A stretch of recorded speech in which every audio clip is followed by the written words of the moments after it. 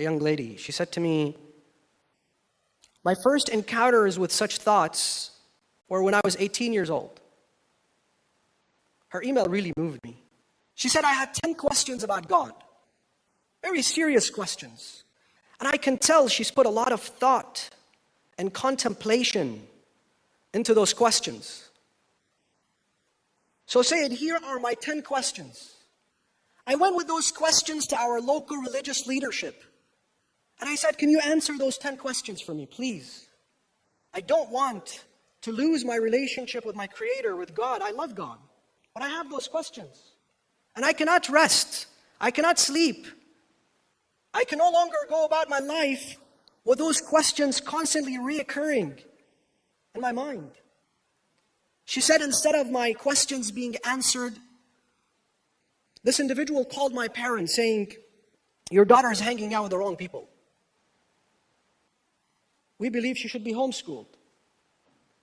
And we would like for you not to bring her to the masjid anymore, because she's going to be influencing our children.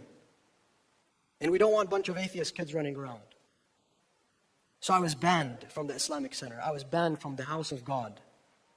I was banned from the religious institution.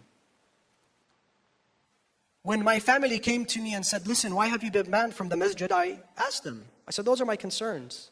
My own blood relatives disowned me. They stopped speaking to me. They told my mom, don't bring her to our home when she comes. We don't want to speak to her. We don't want to see her anymore. She said every time I spoke of such sentiments to my parents, they got so upset. Until one day, my father came and he said to me, you're no longer welcomed in my home. At 18 years old, I had to pick up and leave.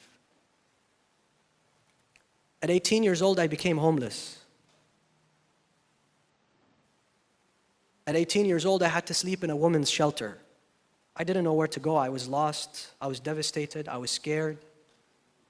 So my 11th question to you, Sayyid, is what kind of God, intolerant, unkind God, would want me to suffer so much just because I had a few questions?